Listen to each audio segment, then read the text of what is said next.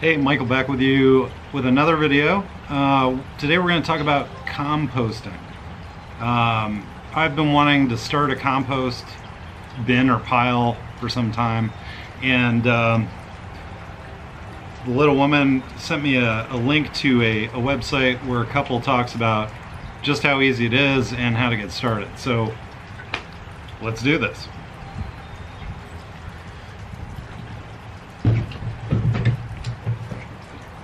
So for starters, you're going to need a decent size, I'm not going to say Tupperware, this is a Sterilite. Doesn't have the exact size, but I mean you can see about how big it is. The thing I would say about this is you want one that's going to be durable, not the thin plastic.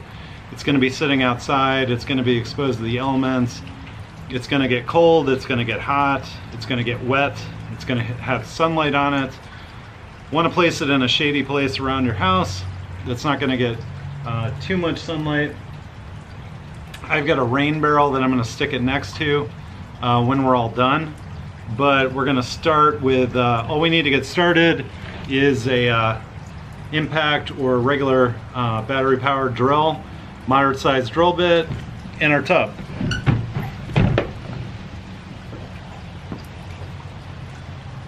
Just wanted to plug my little rain barrel here, which if I was into making videos when I made this, I would have made a video about this. This is pretty cool and easy to do. Great way to collect. If you have access to a 55-gallon drum, by all means, a plastic one, you want to clean it out. Very good. But I'll just give you a brief overview of this while we're at it. What you do is you take off one of your downspouts and get one of these flexible pieces of tubing that you can get at Home Depot for, I want to say I paid like $12 or $14 for it. Obviously you're going to cut a pretty significant size hole. You don't have to seal this or anything. I mean, you can, it doesn't really matter. Just you cut it just large enough to get this going in there and let it go. You know, it doesn't matter how far into the drum it is either, because it's, as long as it's not sealed on the bottom, water is going to come out around it. You can see I emptied this last night and it's just been drizzling all day and it is totally full. I put a overflow on the top just to bleed off the top so it's not, you know, collecting a pool of water. And then on the bottom I have just a regular faucet valve that I've sealed in place. And what I plan to do here soon is I'm going to build a garden planter box and put it right here, and then have probably hook up some conduit to this and then have it come out over the box, drill holes in it, and then I can just walk out when it's not raining and open the valve, let water come out and water my plant bed or vegetables, whatever hopefully gets going. What I did just improve, I had this on cinder blocks, and because I wanted to do the planter idea, I lifted it up about 2 feet, made a frame for it so it's not like tilting over. Now it's perfectly upright. And I'm working on, I'm going to do this with the planter box as well. We saw this on a video that of some folks we follow on YouTube showed us this practice of Japanese shoshugiban, which is the art of, instead of staining wood, using a high temperature torch and just kind of heating it up till you kind of seal the wood and bring out the natural knots in it, and it looks really cool, and it pretty much stays like this. It's very durable. So just a little bit about that. All right, so we got our tub, got our drill. I want to start by putting 8 to 10 holes in the top or bottom.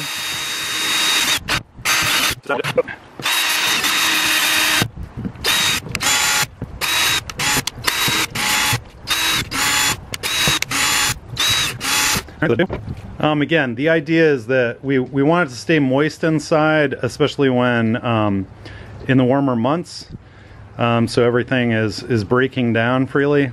However, we don't want it too moist, thus we're going to put ventilation holes in the bottom of the tub as well, to let the excess water out of it.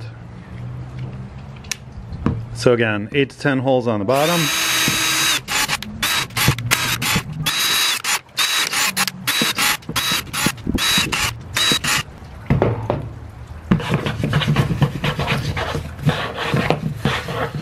All right, so there we go. So now the fun part.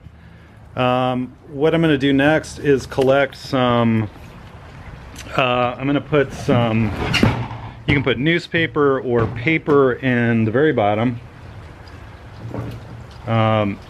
There is a whole list of, I'll actually post this link on the video and you can get a better overview of how it's done and the couple I got the idea from. But there's a whole list of things that will work in the compost bin and things that won't. You can actually put some paper products in there. There's things that are not a good idea to put in there that could be harmful when using it later on your garden. So check out that website link. Take a look at the list that they note of what you should put in here and what you shouldn't. I'm gonna go into the woods. It's kind of wet. I'm not gonna drag the camera in there. I'm gonna put some paper here in the bottom before I go out to the woods.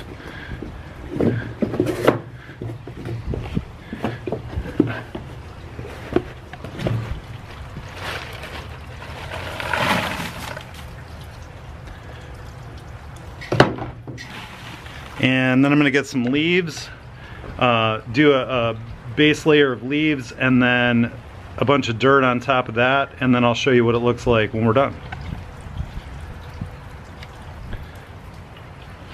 So I went out in the woods and it's pretty cold and wet.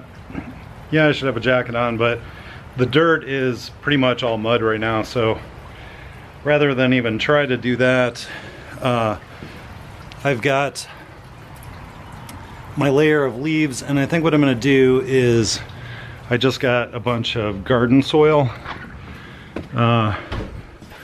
for the planter boxes, and I think I'm just gonna put one of those in the compost bin too.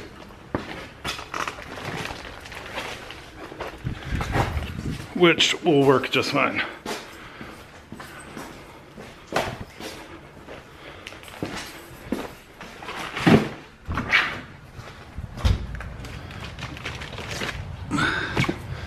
So I'm just going to use a bag of Miracle-Gro garden soil.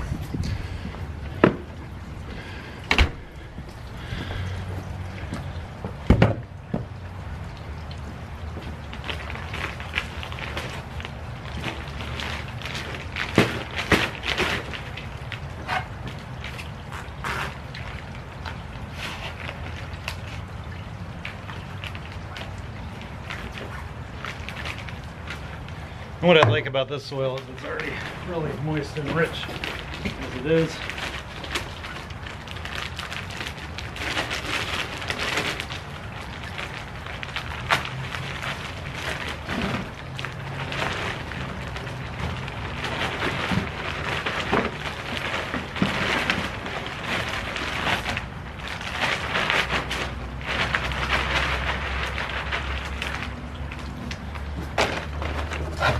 And then we'll mix up our garden soil, break up the chunks, and these folks suggested to get it started with anything ready in the house that you have to compost, and all I have is some browning bananas. So really just want the peels. I'm going to throw the bananas in there too.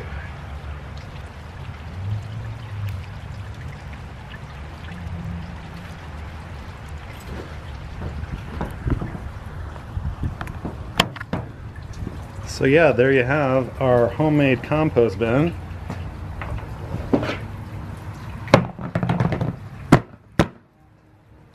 There it is. Ready to help improve the garden. Again, as always, thanks for watching. Hope you learned something. Hope you liked the video. See you next time.